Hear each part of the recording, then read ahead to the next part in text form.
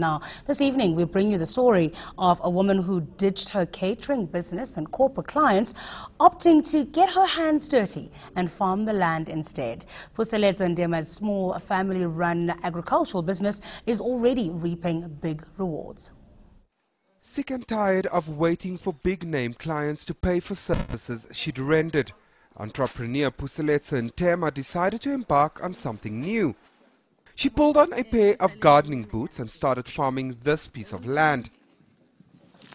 Ndema and a team harvest fruit and vegetables, boil it down, and thus is the end product. Currently, her green fingers preserves are sold locally, direct to the public. I see myself exporting. I see myself in these products, all these products, I see them in shelves. It's only a matter of time that this dream will be realized. But most importantly, I want to teach the youth that it's not all about working elsewhere. You can nurture the talent that you have. The 4-year-old company has grown in leaps and bounds. Ndema employs 6 staff members, some of them family.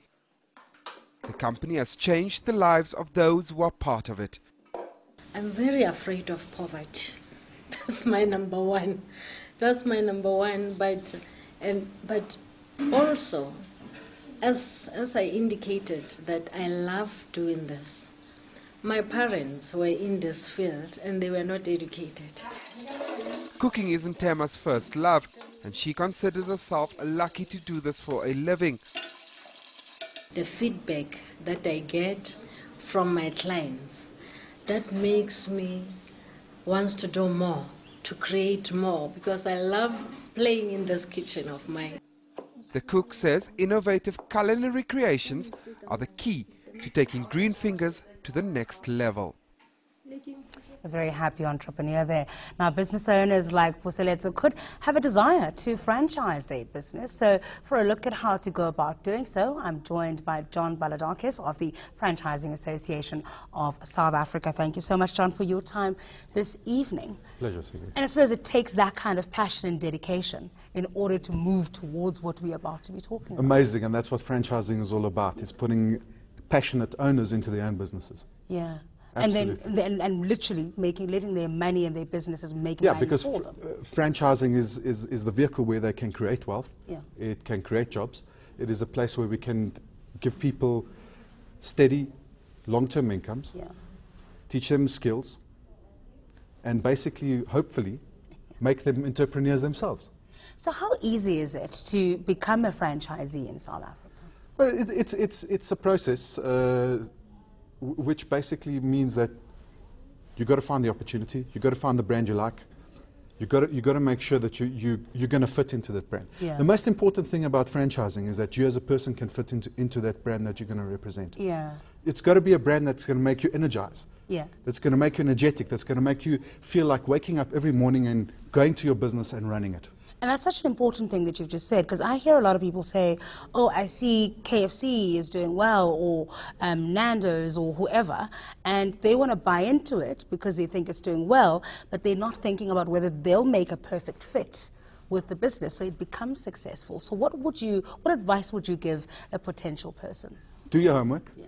Speak to the other franchisees of the brand that you're interested in getting into. Make sure that you're going to fit into that organization from a emotional point of view and from a psychological point of view, that you are happy to be representing that brand. Very important. I'm a Pick and Pay franchisee. I'm happy to be a Pick and Pay franchisee. I'm happy to go to work every day. I always say to the people that ask me about my business, I say, if you cut my veins, I'm gonna bleed blue and red blood. Pick and Pay blue and red blood. And that's how passionate you've got to be about the business. And how much work do you need to put in? Because the other thing again is this is an established brand, whatever it is, and one assumes, well, it's already out there, so people are just going to run to it. So how much work do you have to put in? There's no getting away from it. Understand, when you're running your own business, you're going to work extremely, extremely hard. At the beginning, when we started our business, myself and my brother, my partner is my brother, we worked very hard. Yeah. I mean, I remember days and nights. I remember sweeping floors. Yeah. I remember using the machine to clean the floors, baking, cutting on the bandsaw when there was no one there to cut on the bandsaw and customer wanted meat. You know, I say, if you're a franchisee, 1 minute you're CEO, 1 minute you're a cleaner, 1 minute you're a till packer, 1 minute you're a cashier. Yeah. You've got to be able to do everything. And you've got to understand every aspect That's of it. your business. Absolutely. As someone, so we've just seen in the insert, Puseletso started her own business. She's now got the products that she's going to be selling.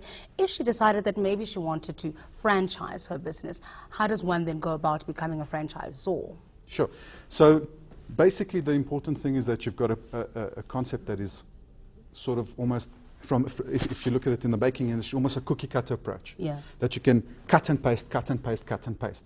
With a proviso that you're not cutting and pasting the same thing all the time. So we wouldn't open a store in, let's say, the middle of Tembisa in the same, with the same product range or with the same look and feel I see. as we would open a store in the middle of Sandton. Okay. So you'd walk in, you'd feel it's the same place, but the product range would be different. Because you're catering for that. With that locality. proviso, you got to make sure that you cater for the market that you're going to go into. Other than that, make sure your story is you've got just your story correct. In other words, your books are right. The profit margins that you are trading under are known to you, and you're able to translate that information, translate the formula of franchising for your brand to the next person and the next person and the next person. That's basically it. Okay. And then approach FASA. To help you along, absolutely. Yes. Thanks for your time today. John Baladakis is with the Franchising Association of South Africa.